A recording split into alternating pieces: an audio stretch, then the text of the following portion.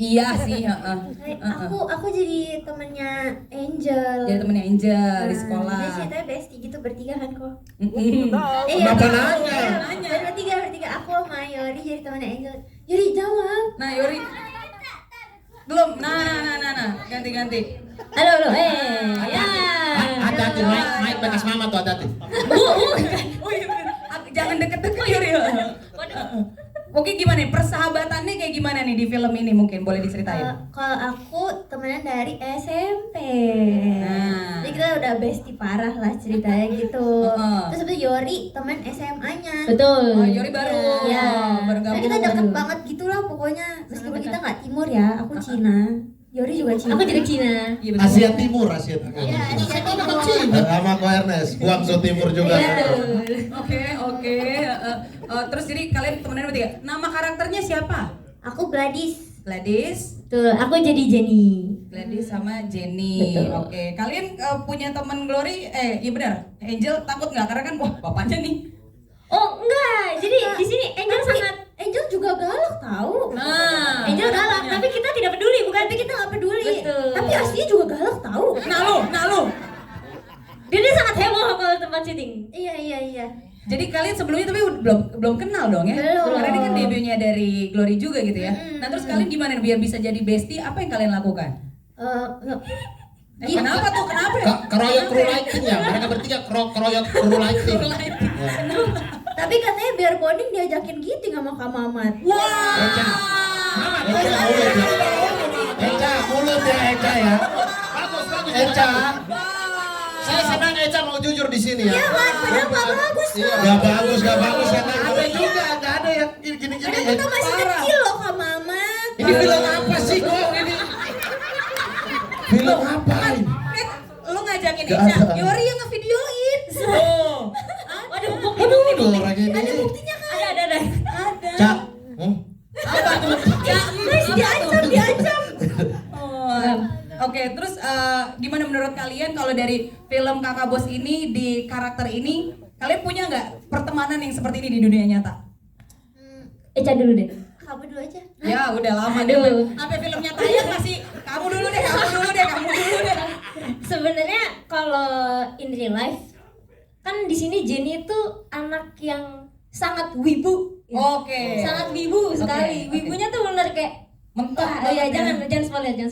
Mentok kanan Mentok, gitu kan. ya, Nah, itu sebenarnya sama seperti Yori memang Oke. begitu saja gitu, wibu sekali. Jadi waktu syuting tuh bener-bener nggak kayak lagi syuting. Oh. Bahkan waktu lagi reading itu lebih sulit dibanding syutingnya. Oh gitu, kenapa? Karena masih development kan, masih Oke. nyari maunya gimana. Wibunya mau wibu-wibu kalem, wibu-wibu sangar, wibu-wibu yang begini gitu kan. Apa yang bibi begini tuh?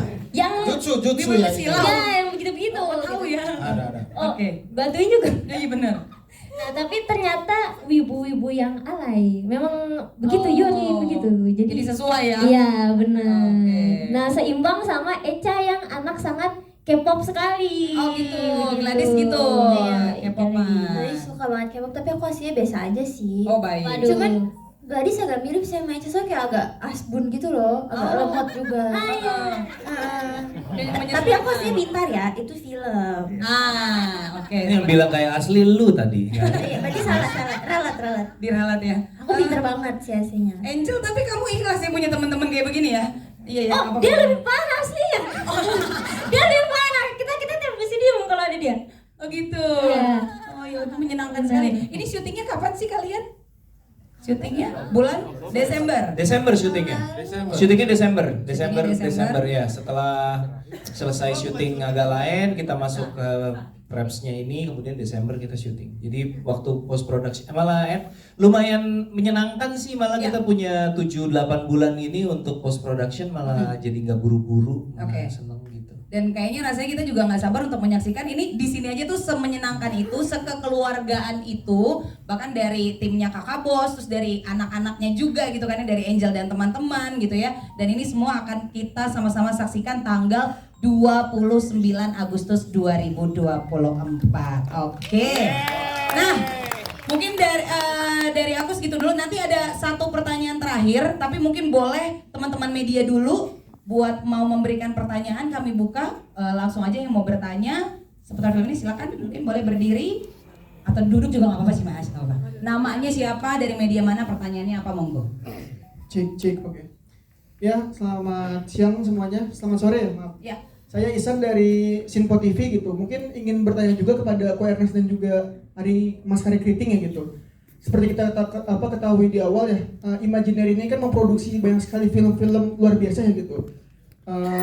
Bahkan sampai masuk top 10 film terlaris di Indonesia gitu.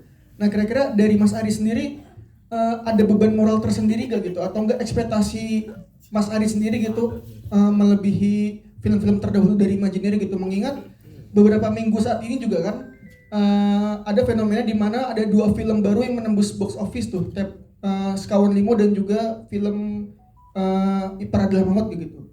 Nah, mungkin sebagai terobosan Mas Ari sendiri gitu, melihat track record Imaginary yang sangat luar biasa, kira-kira seperti apa gitu ekspektasi dan juga harapannya. Mungkin itu aja, terima kasih. Terima kasih. Silakan langsung boleh dijawab mungkin, Bang Ari. Kalau perkara jumlah penonton ya, sebenarnya itu urusan produser ya. Saya itu nggak terlalu pusing. Tapi sebenarnya memang ada obrolan saya sama Ko Ernest ya. Raihan agak lain menurut saya itu adalah sesuatu yang spektakuler ya. Anomali lah. Maksudnya kita juga sadar lah bahwa tidak setiap karya mungkin akan punya rezeki seperti itu gitu. Masing-masing karya pasti ada penontonnya masing-masing gitu. Cuman memang kalau untuk saya secara pribadi raihan jumlah penonton tertentu memang saya butuh, jujur saja. Saya sudah ngobrol juga sama Ko Ernest. Saya butuh karena saya berharap sih kalau misalnya Kakak Bos ini bisa jalan, mungkin saya berharap bisa membuat Kakak Bos berikutnya lagi. Ditanya sama Ko Ernest tuh, kenapa mau buat bikin Kakak Bos selanjutnya gitu, kenapa nggak bikin judul baru aja. Nah, saya merasa bahwa kalau misalnya kita orang timur itu menurut saya tidak punya banyak kesempatan untuk bisa bermain dan menunjukkan karakter yang apa adanya. Kalau teman-teman simak dari tadi semua rata-rata mereka itu selalu komentarnya adalah tidak jauh dengan perasaannya dia selama ini ya. Karena selama ini saya melihat bahwa seringkali ketika berperan sebagai orang timur, definisinya itu bukan dari dalamnya orang timur, tetapi dari definisi sutradara atau penulis yang ingin orang timur seperti itu ya. Nah, saya merasa bahwa Kakak Bos, saya berharap di masa yang akan datang bisa menjadi etalase ya, bagi seniman-seniman Indonesia Timur yang di acting, yang di nyanyi, yang di dance, yang di nari, yang di komedi, yang di mabuk ya. Jadi Kenapa? Tentang jaringnya kenapa ke sini? ya, jadi saya berharap Kakak Bos itu bisa menjadi etalase untuk itu gitu. Karena saya merasa masih banyak teman-teman saya yang punya talenta yang mungkin belum sempat saya ajak bermain di ruangnya Kakak Bos yang juga terbatas gitu ya. Durasinya 120-an menit, 2 jam ya. Terbatas gitu untuk ngajak semua orang. Jadi itu yang mungkin sempat saya sudah sampaikan kepada Ko Ernest. Jadi mungkin itu sih kalau ditanya soal ada nggak harapannya untuk penontonnya bisa jalan, ada. Karena saya berharap ini bisa berlanjut dan bisa saya ajak lagi teman-temannya saya yang orang timur yang lain. Karena saya merasa mungkin tidak terlalu banyak lah kesempatannya untuk kami gitu. Itu sih. Terima kasih Ko Ernest.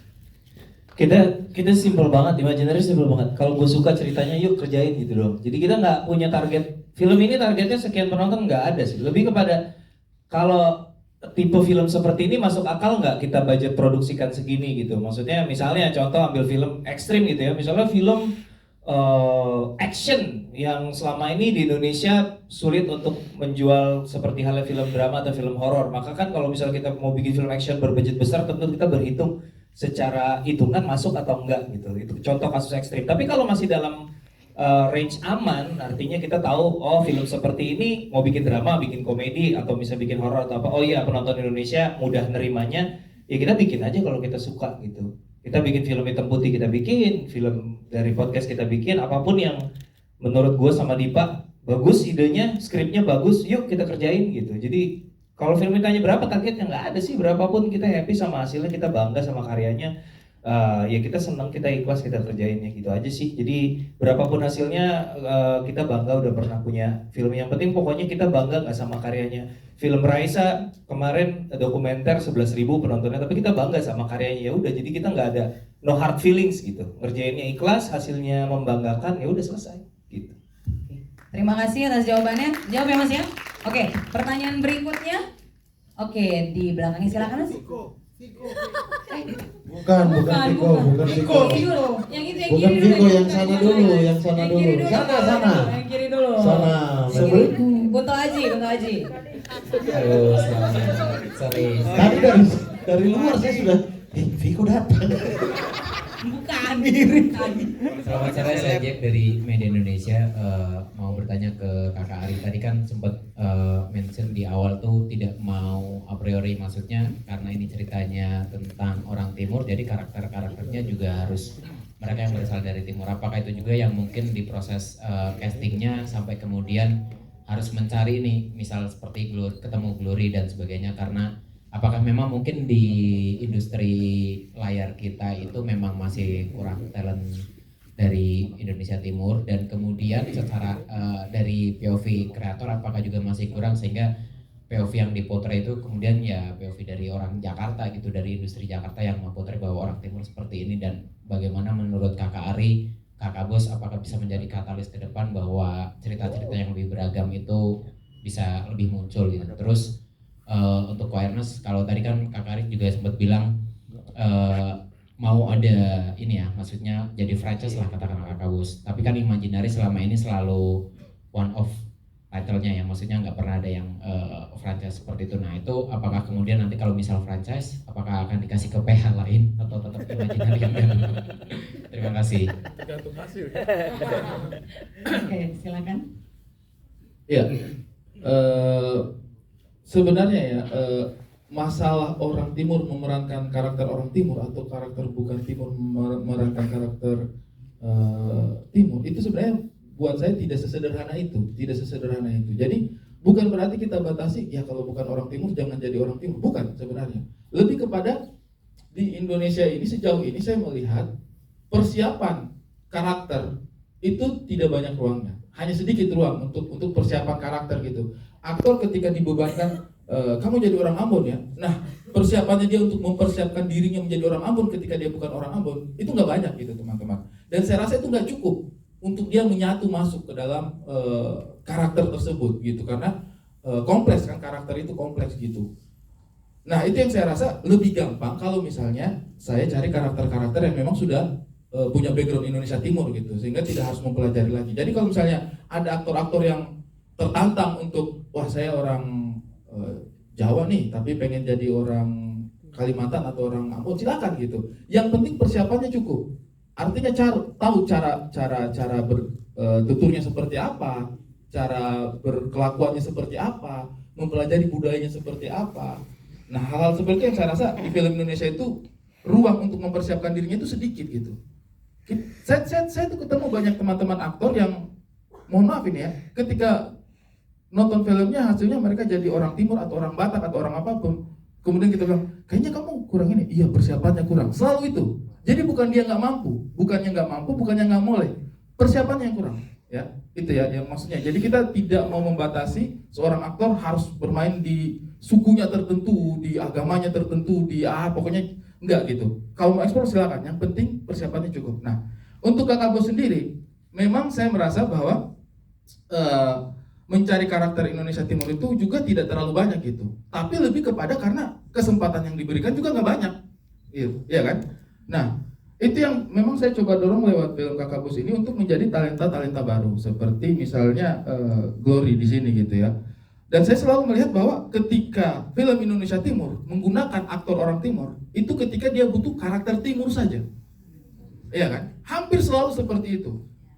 Padahal kalau kita lihat di film-film katakanlah film-film luar negeri gitu ya, karakter yang berkulit hitam itu bisa jadi apa saja gitu, bisa jadi apa saja, bahkan bisa jadi Tuhan mungkin ya di Bruce Almighty gitu ada gitu, iya kan, bisa jadi karakter apa saja gitu orang-orang yang berkulit hitam. Tetapi saya melihat layar lebar kita belum sampai ke situ gitu. Setiap kali orang Timur dicari ya untuk jadi orang Timur terserah.